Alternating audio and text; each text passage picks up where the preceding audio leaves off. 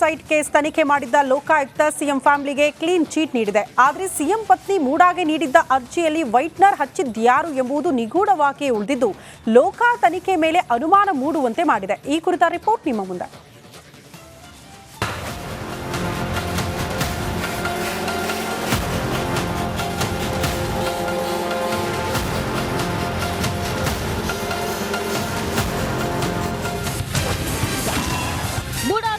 ಲೋಕಾ ವರದಿಗೆ ದಿನಕ್ಕೊಂದು ಟ್ವಿಸ್ಟ್.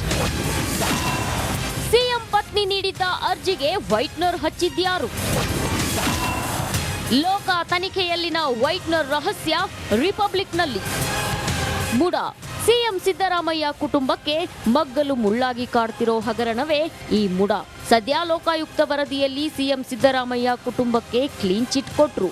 ಲೋಕಾ ವರದಿಯ ಇಂಚಿಂಚು ಮಾಹಿತಿ ನಿಮ್ಮ ರಿಪಬ್ಲಿಕ್ ಕನ್ನಡ ಬಿಚ್ಚಿಡುತ್ತಿದೆ.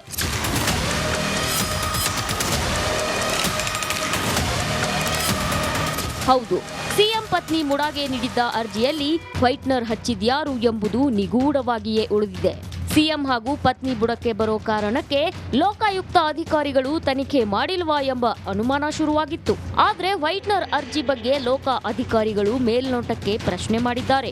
ಅಷ್ಟಕ್ಕೂ ಸಿಎಂ ಪತ್ನಿ ಉತ್ತರಿಸಿದ್ದೇನು ಅಂತ ತೋರಿಸ್ತೀವಿ ನೋಡಿ.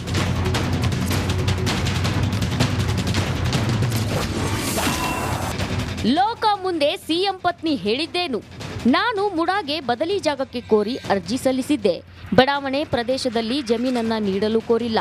ನಾನು ನೀಡಿರುವ ಅರ್ಜಿ, ಅದರಲ್ಲಿರುವ ಸಹಿ ನನ್ನದು. ಸದರಿ ಅರ್ಜಿಯನ್ನ ಯಾರು ಬರೆದುಕೊಟ್ಟರೆಂದು ನೆನಪಿಲ್ಲ. ಸದರಿ ಅರ್ಜಿಗೆ ವೈಟ್ನರ್ ಹಾಕಿರೋ ಬಗ್ಗೆ ಗಮನಿಸಿಲ್ಲ. ನಾನು 2014ರಲ್ಲಿ ಅರ್ಜಿ ಸಲ್ಲಿಸಿದ್ದು ಅದೀಗ ನೆನಪಿಲ್ಲ. ಸದರಿ ಅರ್ಜಿಯಲ್ಲಿ ಕೈ ಬರಹ ಯಾರದ್ದು ಅಂತ ನೆನಪಿಲ್ಲ. 2017ರಲ್ಲಿ ಬದಲಿ ಜಮೀನು ಕೊಡ್ತಾರೆಂದು ತಿಳಿಯಿತು. ನನಗೆ 14 ನಿವೇಶನ ಮಂಜೂರಾಗಿದ್ದನ್ನ ನನ್ನ ಅಣ್ಣ ಹೇಳಿದ್ರು. 2021ರಲ್ಲಿ ನನ್ನ ಅಣ್ಣನಿಗೆ ಈ ವಿಚಾರ ತಿಳಿಯಿತು. ನಿವೇಶನ ನೋಂದಣಿಗೆ ನಾನು ಸಹಿ ಹಾಕಿರುತ್ತೇನೆ. 14/1/2022ರಂದು 14 ನಿವೇಶನ ನೋಂದಣಿಯಾಗಿರುತ್ತೆ. ಈ ಅರ್ಜಿಗೆ ನನ್ನ ಪರ ಕುಮಾರ್ ಸಹಿ ಮಾಡಿಕೊಟ್ಟಿರ್ತಾರೆ.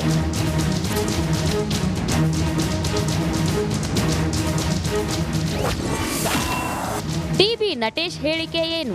2014ರಲ್ಲಿ ಪಾರ್ವತಿ ಸಲ್ಲಿಸಿದ್ದ ಅರ್ಜಿ ಪ್ರಕಾರವೇ ಮುಂದುವರೆದಿದ್ದು, ಪಾರ್ವತಿಯವರು ಹೊಸ ಅರ್ಜಿಯನ್ನ ಅರ್ಜಿದಾರರು ನೀಡಿರಲಿಲ್ಲ. ವೈಟ್ನರ್ ಹಾಕಿರೋ ಅಂಶವನ್ನ ನಾನು ಸಹ ಗಮನಿಸಿರಲಿಲ್ಲ. ಲೋಕಾ ಮುಂದೆ ಪಾಲಯ್ಯ ಹೇಳಿಕೆ. ಖಂಡಿಕೆ 34 ಮತ್ತು 42ರಲ್ಲಿರೋ ನಮೂದು ಹಸ್ತಾಕ್ಷರ ನನ್ನದೇ. ಕಡತದ ಪ್ರಕಾರ ಭೂಮಿ ಕಳೆದುಕೊಂಡವರು ಪಾರ್ವತಿ. ಪರಿಹಾರಕ್ಕಾಗಿ ಅರ್ಜಿ ಟಪಾಲಿನಲ್ಲಿ ಕೊಟ್ಟಿರುತ್ತಾರೆ. ನೇರವಾಗಿ ನನ್ನನ್ನ ಯಾರೂ ಸಂಪರ್ಕಿಸಿರುವುದಿಲ್ಲ. ಈ 2 ಅರ್ಜಿಗಳಲ್ಲಿ ವೈಟ್ನರ್ ಹಾಕಿದ್ದು ಗೊತ್ತಿಲ್ಲ. ಯಾವಾಗ ಹಾಕಲಾಗಿತ್ತು ಎಂಬುದು ತಿಳಿದಿಲ್ಲ. ಲೋಕಾ ಮುಂದೆ ಸಿದ್ದು ಹೇಳಿಕೆ.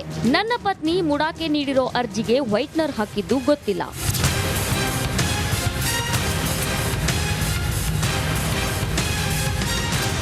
ಒಟ್ಟಾರೆ ಸಿಎಂ ಸಿದ್ದರಾಮಯ್ಯ ಪತ್ನಿ ಪಾರ್ವತಿ ಸಲ್ಲಿಸಿದ್ದ ಅರ್ಜಿಗೆ ಯಾರು ವೈಟ್ನರ್ ಹಚ್ಚಿದ್ರು ಎಂಬುದು ಇನ್ನೂ ನಿಗೂಢವಾಗಿದೆ. ಲೋಕಾಯುಕ್ತ ತನಿಖೆಯಲ್ಲೂ ಯಾವುದೇ ಸ್ಪಷ್ಟತೆ ಸಿಕ್ಕಿಲ್ಲ ಅನ್ನೋದಂತೂ ಸತ್ಯ.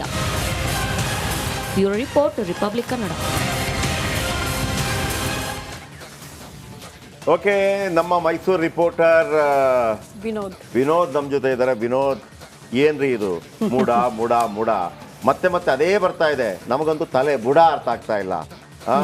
ಒಮ್ಮೆ ಲೋಕಾಯುಕ್ತ ಕ್ಲೀನ್ ಚಿಟ್ ಅಂತ ಆಯ್ತು, ಆಮೇಲೆ CBIಗೆ ಹೋಗೋದಿಲ್ಲ ಅಂತ ಆಯ್ತು, PNDC ಆಯೋಗ ವಾಪಸ್ ತಗೋತು, ಆಮೇಲೆ EDಯಲ್ಲಿ ಬೇರೆ ಬೇರೆ ಬರುತ್ತೆ ಅಂತ ಆಯ್ತು. ಈ ವೈಟ್ನರ್ದು ಮತ್ತೆ ಬರ್ತಾ ಇದೆ. ಈಗ ಲೋಕ ಎಲ್ಲ ಒಮ್ಮೆ ಕೊಟ್ಟ ನಂತರ ಮತ್ತೆ ಅದೇ ತಿರುಗ್ತಾ ಇರುತ್ತಾ, ಅಥವಾ ಇದು ಇಲ್ಲ ಬಿದ್ದರೂ ಮೀಸೆ ಮಣ್ಣಾಗಲಿಲ್ಲ ಅಂತೇಳಿ ಒಂದು ಪ್ರಯತ್ನ? ಹೆಂಗಿದು?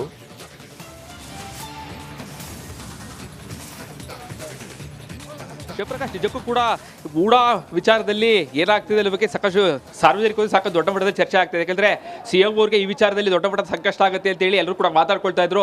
ಆದರೆ ವರದಿ ಬಂದಿದೆ. ಈಗಾಗಲೇ ವರದಿಯಲ್ಲೂ ಕೂಡ ಯಾವುದೇ ರೀತಿಯಾದಂತಹ ಪ್ರಭಾವ ಬೀರಿಲ್ಲ ಅಂತೇಳಿ ಒಂದು ರಿಪೋರ್ಟನ್ನು ಸಲ್ಲಿಕೆ ಮಾಡ್ತೀವಿ ಅಂತೇಳಿ ಈಗಾಗಲೇ ಒಂದು ವರದಿ ಕೂಡ ಸಲ್ಲಿಕೆ ಆಗಿದೆ. ಇಲ್ಲಿ ಬಹಳ ಪ್ರಮುಖವಾಗಿ ರಿಪಬ್ಲಿಕ್ ಕನ್ನಡದಲ್ಲಿ ಅಂದು ಬ್ರೇಕ್ ಆದಂತಹ ಸುದ್ದಿ ವೈಟ್ನರ್ ಹಾಕಿದಂತಹ ವಿಚಾರ.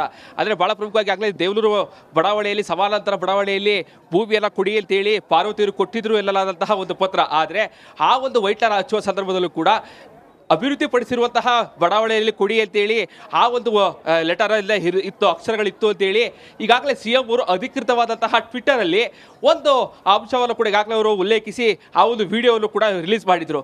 ನಿಜಕ್ಕೂ ಕೂಡ ಇಲ್ಲಿ ಆಶ್ಚರ್ಯ ಆಗ್ತಾ ಇರುವಂಥದ್ದು, ಈಗಾಗಲೇ ಏನು ಈ ಪ್ರಕರಣದ ಆರೋಪಿಗಳಾಗಿರುವಂತಹ ಸಿ ಎಂ ಪತ್ನಿ ದೇವರಾಜ್ ಇರ್ಬೋದು, ಮಲ್ಲಿಕಾರ್ಜುನ ಸ್ವಾಮಿ ಇರ್ಬೋದು, ಜೊತೆಗೆ ಈಗಾಗಲೇ ವಿಚಾರಣೆ ನಡೆಸಿರುವಂತಹ ಅಧಿಕಾರಿಗಳಿರ್ಬೋದು, ನಟೇಶ್ ಅವರು ಇರ್ಬೋದು, ಇಲ್ಲೇ ಆಗ್ತಿರುವಂತಹ ಪಾಲೆ ಅವರು ಇರ್ಬೋದು, ಅವರೆಲ್ಲರೂ ಕೊಟ್ಟಿರುವಂತಹ ಹೇಳಿಕೆ ಅಂತಂದ್ರೆ ವೈಟ್ನರ್ ಹಾಕಿರೋ ವಿಚಾರ ನಮಗೆ ಗಮನಕ್ಕೆ ಬಂದೇ ಇಲ್ಲ ಅಂತೇಳಿ. ಸಿ ಎಂ ಪತ್ನಿ ಪಾರ್ವತಿ ಅವರು ಕೂಡ ಬಹಳ ಸ್ಪಷ್ಟವಾಗಿ ಹೇಳಿರುವಂಥದ್ದು, ನಾನು ಅರ್ಜಿ ಕೊಟ್ಟಿರುವಂಥದ್ದು ಬಹಳ ಸತ್ಯ, ಆ ಅರ್ಜಿಯಲ್ಲಿರುವಂತಹ ಸಹಿ ಕೂಡ ನನ್ನದೇ ಆಗಿದೆ, ಆದರೆ ವೈಟ್ನರ್ ಹಾಕಿರುವಂತಹ ವಿಚಾರ ನನಗೆ ಗೊತ್ತಿಲ್ಲ ಅಂತೇಳಿ ಅವರು ಕೂಡ ಬಹಳ ಸ್ಪಷ್ಟವಾಗಿ ಹೇಳಿದ್ದಾರೆ. ಇನ್ನು ಸಿ ಎಂ ಅವರು ಕೂಡ ತಮ್ಮ ಹೇಳಿಕೆಯಲ್ಲಿ ಕೊಟ್ಟಿರುವಂತಹ ಒಂದು ಹೇಳಿಕೆ ಅಂತಂದ್ರೆ ವೈಟ್ನರ್ ಹಾಕಿರೋ ವಿಚಾರ ನನ್ನ ಗಮನಕ್ಕೆ ಬಂದೇ ಇಲ್ಲ ಅಂತ ಹೇಳ್ತಾರೆ. ಆದರೆ ಅವರೇ ಅಧಿಕೃತವಾದಂತಹ ಅವರ ಟ್ವಿಟರ್ನಲ್ಲಿ ಆ ವೈಟ್ನರ್ ಇಲ್ಲಿರುವಂತಹ ಅಕ್ಷರವನ್ನು ಕೂಡ ಬಹಿರಂಗಪಡಿಸುವ ಮೂಲಕವಾಗಿ ಒಂದು ವಿಡಿಯೋವನ್ನು ಅಧಿಕೃತವಾಗಿ ಅವರ ಪೋಸ್ಟಲ್ಲಿ ಹಾಕೊಂಡಿದ್ರು. ಆದರೆ ತನಿಖಾಧಿಕಾರಿ ಲೋಕಾಯುಕ್ತ ಎಸ್ ಪಿ ಆಗಿರುವಂತಹ ಉದೇಶ್ ಅವರು ಈ ಪ್ರಶ್ನೆಯನ್ನ ತನಿಖೆ ಮಾಡುವ ಸಂದರ್ಭದಲ್ಲಿ ಅವರು ಕೇಳೇ ಇಲ್ಲ. ಯಾಕೆಂದ್ರೆ ಕೇವಲ 30 ಪ್ರಶ್ನೆಗಳೆಲ್ಲ ಕೇಳಿದ್ದಾರೆ. ಅವತ್ತು ಕೂಡ ಹೇಳ್ತಾ ಇದ್ವಿ, ಏನು ಸಿ ಎಂ ಅವರು ಅವತ್ತು ಎದುರಿಸಿದಂತಹ ತನಿಖೆ ಏನಿದೆ ಅದು ಸ್ಟೇಟ್ ಸಿಲೆಬಸ್ನ ಪರೀಕ್ಷೆ ಆಗಿತ್ತು, ಪ್ರಶ್ನೆ ಪತ್ರಿಕೆ ಉತ್ತರ ಎಲ್ಲವೂ ಕೂಡ ಸೋರಿಕೆ ಆಗಿತ್ತು. ಸೊ ಹೀಗಾಗಿ ಅವರು ಕೊಟ್ಟಂತಹ ಪ್ರಶ್ನೆ ಪತ್ರಿಕೆ ಬಹಳ ಮಾನಸಿಕವಾಗಿ ಸಿದ್ಧ ಆಗಿದ್ರು, ಒಂದಷ್ಟು ಉತ್ತರವನ್ನು ಕೊಟ್ಟು ಹೋಗಿದ್ರು. ಸಾರ್ವಜನಿಕ ನಮಗೆ ಕೂಡ ಒಂದಷ್ಟು ಉದ್ಭವ ಆಗುವಂಥದ್ದು, ಯಾಕೆ ಅವರು ಆ ಸಿ ಎಂ ಅವರಿಗೆ ನಿಮ್ಮ ಟ್ವಿಟ್ಟರಲ್ಲಿ ಹಾಕೊಂಡಂತಹ ಏನು ಒಂದು ಅಧಿಕೃತವಾದಂತಹ ಆ ಟ್ವಿಟ್ಟರ್ನಲ್ಲಿ ಬಂದಂತಹ ಒಂದು ಏನು ವಿಡಿಯೋ ಏನಿದೆ ಆ ವಿಡಿಯೋ ಬಗ್ಗೆ ಯಾಕೆ ಪ್ರಶ್ನೆ ಎಲ್ಲ ಕೇಳಿಲ್ಲ ಅನ್ನುವಂಥದ್ದು ಈಗ ಭಾಳ ಸ್ಪಷ್ಟ ಗೊತ್ತಾಗ್ತಾ ಇರುವಂಥದ್ದು. ಇನ್ನು ಪಾಲೆಯವರು ಕೂಡ ಆ ಒಂದು ಏನು ವೈಟ್ನರ್ ಹಾಕಿರುವಂತಹ ಅರ್ಜಿ ಟಪಾಲಲ್ಲಿ ಬಂದಿತ್ತು, ಅದ್ರ ಬಗ್ಗೆ ನನಗೆ ಗೊತ್ತಿಲ್ಲ ಅಂತ ಹೇಳಿದ್ದಾರೆ. ನಟೇಶ್ ಅವರು ಕೂಡ ಇದ್ರ ಬಗ್ಗೆ ಗೊತ್ತಿಲ್ಲ ಅಂತ ಹೇಳಿದ್ದಾರೆ. ಇಲ್ಲಿ ಭಾಳ ಸ್ಪಷ್ಟವಾಗಿ ಗೊತ್ತಾಗ್ತಾ ಇರುವಂಥದ್ದು, ಒಂದು ವೇಳೆ ಆ ವೈಟ್ನರ್ ಇಲ್ದಿರುವಂತಹ ಅಕ್ಷರ ನಿಜಕ್ಕೂ ಕೂಡ ಅಭಿವೃದ್ಧಿಪಡಿಸಿರುವಂತಹ ಜಾಗದಲ್ಲಿ ನನಗೆ ಭೂಮಿಯನ್ನು ಕೊಡಿ ಅಂತೇಳಿ ಸಿ ಎಂ ಅವರು ಒಂದು ವೇಳೆ ಸಿ ಎಂ ಪತ್ನಿ ಪಾರ್ವತಿಯವರು ಪತ್ರವನ್ನು ಕೊಟ್ಟಿದ್ದೇ ಆಗಿದ್ದಲ್ಲಿ ನಿಜಕ್ಕೂ ಕೂಡ ಅವ್ರಿಗೆ ಸಂಕಷ್ಟ ಎದುರಾಗುತ್ತೆ. ಸೊ ಹೀಗಾಗಿ ಆ ಒಂದು ಅಕ್ಷರವನ್ನು ಅಳಿಸಿ ಹಾಕಿದ್ದಾರೆ ಅನ್ನುವಂಥದ್ದು ಇಲ್ಲಿ ಬಹಳ ಸ್ಪಷ್ಟವಾಗಿ ಗೊತ್ತಾಗ್ತಾ ಇದೆ. ಈಗಾಗಲೇ ಏನೋ ಫಾರೆನ್ಸಿಕ್ ಕೂಡ ಕಳಿಸಿದ್ದಾರೆ, ಫಾರೆನ್ಸಿಕ್ಕಲ್ಲೂ ಕೂಡ ಆ ಹಿಂದಿರುವಂತಹ ಅಕ್ಷರವನ್ನು ಫೈಂಡ್ ಔಟ್ ಮಾಡೋಕ್ಕೆ ಕಷ್ಟ ಅಂತ ಹೇಳಿ ಹೇಳಿದ್ದಾರೆ. ಸೊ ಹೀಗಾಗಿ ವೈಟ್ನರ್ ಹಾಕಿದ್ದು ಯಾರು ಅನ್ನೋದು ಈಗ ಬಹಳ ಒಂದಷ್ಟು ಗೊಂದಲ. ಎಸ್ ವಿನೋದ್, ಒನ್ಸ್ ಅಗೇನ್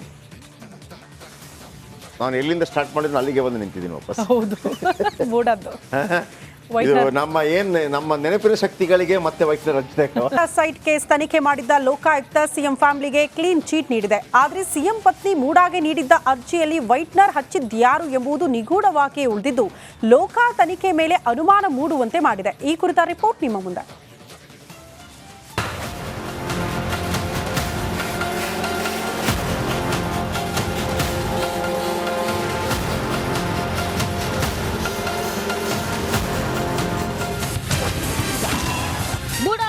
ಲೋಕಾ ವರದಿಗೆ ದಿನಕ್ಕೊಂದು ಟ್ವಿಸ್ಟ್. ಸಿಎಂ ಪತ್ನಿ ನೀಡಿದ್ದ ಅರ್ಜಿಗೆ ವೈಟ್ನರ್ ಹಚ್ಚಿದ್ಯಾರು? ಲೋಕಾ ತನಿಖೆಯಲ್ಲಿನ ವೈಟ್ನರ್ ರಹಸ್ಯ ರಿಪಬ್ಲಿಕ್ನಲ್ಲಿ.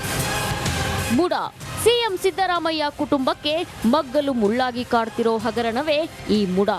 ಸದ್ಯ ಲೋಕಾಯುಕ್ತ ವರದಿಯಲ್ಲಿ ಸಿಎಂ ಸಿದ್ದರಾಮಯ್ಯ ಕುಟುಂಬಕ್ಕೆ ಕ್ಲೀನ್ ಚಿಟ್ ಕೊಟ್ರು. ಲೋಕಾ ವರದಿಯ ಇಂಚಿಂಚು ಮಾಹಿತಿ ನಿಮ್ಮ ರಿಪಬ್ಲಿಕ್ ಕನ್ನಡ ಬಿಚ್ಚಿಡುತ್ತಿದೆ.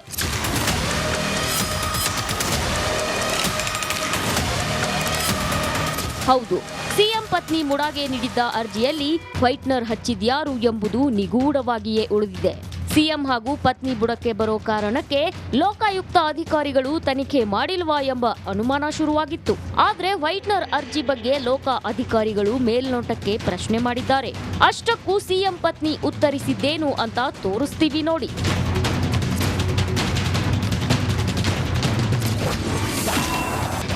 ಲೋಕಾ ಮುಂದೆ ಸಿಎಂ ಪತ್ನಿ ಹೇಳಿದ್ದೇನು? ನಾನು ಮುಡಾಗೆ ಬದಲಿ ಜಾಗಕ್ಕೆ ಕೋರಿ ಅರ್ಜಿ ಸಲ್ಲಿಸಿದ್ದೆ. ಬಡಾವಣೆ ಪ್ರದೇಶದಲ್ಲಿ ಜಮೀನನ್ನ ನೀಡಲು ಕೋರಿಲ್ಲ. ನಾನು ನೀಡಿರುವ ಅರ್ಜಿ, ಅದರಲ್ಲಿರುವ ಸಹಿ ನನ್ನದು. ಸದರಿ ಅರ್ಜಿಯನ್ನ ಯಾರು ಬರೆದುಕೊಟ್ಟರೆಂದು ನೆನಪಿಲ್ಲ. ಸದರಿ ಅರ್ಜಿಗೆ ವೈಟ್ನರ್ ಹಾಕಿರೋ ಬಗ್ಗೆ ಗಮನಿಸಿಲ್ಲ. ನಾನು 2014ರಲ್ಲಿ ಅರ್ಜಿ ಸಲ್ಲಿಸಿದ್ದು ಅದೀಗ ನೆನಪಿಲ್ಲ. ಸದರಿ ಅರ್ಜಿಯಲ್ಲಿ ಕೈ ಬರಹ ಯಾರದ್ದು ಅಂತ ನೆನಪಿಲ್ಲ. 2017ರಲ್ಲಿ ಬದಲಿ ಜಮೀನು ಕೊಡ್ತಾರೆಂದು ತಿಳಿಯಿತು. ನನಗೆ 14 ನಿವೇಶನ ಮಂಜೂರಾಗಿದ್ದನ್ನ ನನ್ನ ಅಣ್ಣ ಹೇಳಿದ್ರು. 2021ರಲ್ಲಿ ನನ್ನ ಅಣ್ಣನಿಗೆ ಈ ವಿಚಾರ ತಿಳಿಯಿತು. ನಿವೇಶನ ನೋಂದಣಿಗೆ ನಾನು ಸಹಿ ಹಾಕಿರುತ್ತೇನೆ. 14/1/2022ರಂದು 14 ನಿವೇಶನ ನೋಂದಣಿಯಾಗಿರುತ್ತೆ. ಈ ಅರ್ಜಿಗೆ ನನ್ನ ಪರ ಕುಮಾರ್ ಸಹಿ ಮಾಡಿಕೊಟ್ಟಿರ್ತಾರೆ.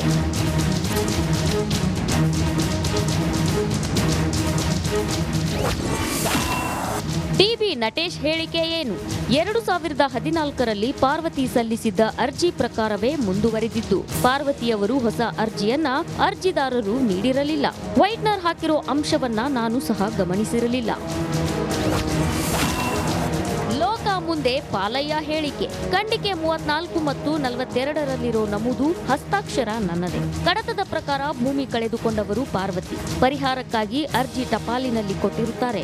ನೇರವಾಗಿ ನನ್ನನ್ನ ಯಾರೂ ಸಂಪರ್ಕಿಸಿರುವುದಿಲ್ಲ. ಈ 2 ಅರ್ಜಿಗಳಲ್ಲಿ ವೈಟ್ನರ್ ಹಾಕಿದ್ದು ಗೊತ್ತಿಲ್ಲ.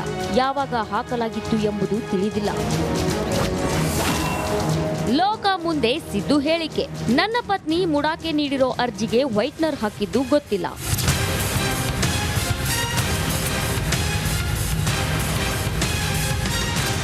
ಒಟ್ಟಾರೆ ಸಿಎಂ ಸಿದ್ದರಾಮಯ್ಯ ಪತ್ನಿ ಪಾರ್ವತಿ ಸಲ್ಲಿಸಿದ್ದ ಅರ್ಜಿಗೆ ಯಾರು ವೈಟ್ನರ್ ಹಚ್ಚಿದ್ರು ಎಂಬುದು ಇನ್ನೂ ನಿಗೂಢವಾಗಿದೆ. ಲೋಕಾಯುಕ್ತ ತನಿಖೆಯಲ್ಲೂ ಯಾವುದೇ ಸ್ಪಷ್ಟತೆ ಸಿಕ್ಕಿಲ್ಲ ಅನ್ನೋದಂತೂ ಸತ್ಯ. Bureau report, republic Kannada. Okay, ನಮ್ಮ ಮೈಸೂರು ರಿಪೋರ್ಟರ್ ವಿನೋದ್ ನಮ್ಮ ಜೊತೆ ಇದ್ದಾರೆ. ವಿನೋದ್, ಏನ್ರಿ ಇದು ಮೂಡ ಮೂಡ ಮೂಡ ಮತ್ತೆ ಮತ್ತೆ ಅದೇ ಬರ್ತಾ ಇದೆ. ನಮಗಂತೂ ತಲೆ ಬುಡ ಅರ್ಥ ಆಗ್ತಾ ಇಲ್ಲ. ಒಮ್ಮೆ ಲೋಕಾಯುಕ್ತ ಕ್ಲೀನ್ ಚಿಟ್ ಅಂತ ಆಯ್ತು, ಆಮೇಲೆ CBIಗೆ ಹೋಗೋದಿಲ್ಲ ಅಂತ ಆಯ್ತು, PNDCIಗೆ ವಾಪಸ್ ತಗೋತು, ಆಮೇಲೆ EDಯಲ್ಲಿ ಬೇರೆ ಬೇರೆ ಬರುತ್ತೆ ಅಂತ ಆಯ್ತು. ಈ ವೈಟ್ನರ್ದು ಮತ್ತೆ ಮತ್ತೆ ಮತ್ತೆ ಬರ್ತಾ ಇದೆ. ಈಗ ಲೋಕ ಎಲ್ಲ ಒಮ್ಮೆ ಕೊಟ್ಟ ನಂತರ ಮತ್ತೆ ಅದು ಅದೇ ತಿರುಗ್ತಾ ಇರುತ್ತಾ, ಅಥವಾ ಇದು ಇಲ್ಲ ಬಿದ್ದರೂ ಮೀಸೆ ಮಣ್ಣಾಗಲಿಲ್ಲ ಅಂತೇಳಿ ಒಂದು ಪ್ರಯತ್ನ ಹೆಂಗಿದು?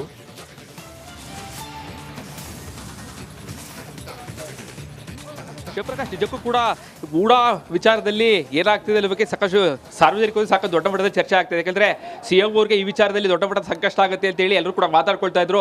ಆದರೆ ವರದಿ ಬಂದಿದೆ. ಈಗಾಗಲೇ ವರದಿಯಲ್ಲೂ ಕೂಡ ಯಾವುದೇ ರೀತಿಯಾದಂತಹ ಪ್ರಭಾವ ಬೀರಿಲ್ಲ ಅಂತೇಳಿ ಒಂದು ರಿಪೋರ್ಟರ್ ಸಲ್ಲಿಕೆ ಮಾಡ್ತೀವಿ ಅಂತೇಳಿ ಈಗಾಗಲೇ ಒಂದು ವರದಿ ಕೂಡ ಸಲ್ಲಿಕೆ ಆಗಿದೆ. ಇಲ್ಲಿ ಬಹಳ ಪ್ರಮುಖವಾಗಿ ರಿಪಬ್ಲಿಕ್ ಕನ್ನಡದಲ್ಲಿ ಅಂದು ಬ್ರೇಕ್ ಆದಂತಹ ಸುದ್ದಿ ವೈಟ್ನರ್ ಹಾಕಿದಂತಹ ವಿಚಾರ. ಅಂದರೆ ಬಹಳ ಪ್ರಮುಖವಾಗಿ ಆಗಲೇ ದೇವನೂರು ಬಡಾವಣೆಯಲ್ಲಿ, ಸಮಾನಾಂತರ ಬಡಾವಣೆಯಲ್ಲಿ ಭೂಮಿಯೆಲ್ಲ ಕೊಡಿ ಅಂತೇಳಿ ಪಾರ್ವತಿಯವರು ಕೊಟ್ಟಿದ್ರು ಎನ್ನಲಾದಂತಹ ಒಂದು ಪತ್ರ. ಆದರೆ ಆ ಒಂದು ವೈಟ್ನರ್ ಹಚ್ಚುವ ಸಂದರ್ಭದಲ್ಲೂ ಕೂಡ ಅಭಿವೃದ್ಧಿಪಡಿಸಿರುವಂತಹ ಬಡಾವಣೆಯಲ್ಲಿ ಕೊಡಿ ಅಂತೇಳಿ ಆ ಒಂದು ಲೆಟರ್ ಎಲ್ಲ ಇತ್ತು, ಅಕ್ಷರಗಳಿತ್ತು ಅಂತೇಳಿ ಈಗಾಗಲೇ CM ಅವರು ಅಧಿಕೃತವಾದಂತಹ ಟ್ವಿಟ್ಟರಲ್ಲಿ ಒಂದು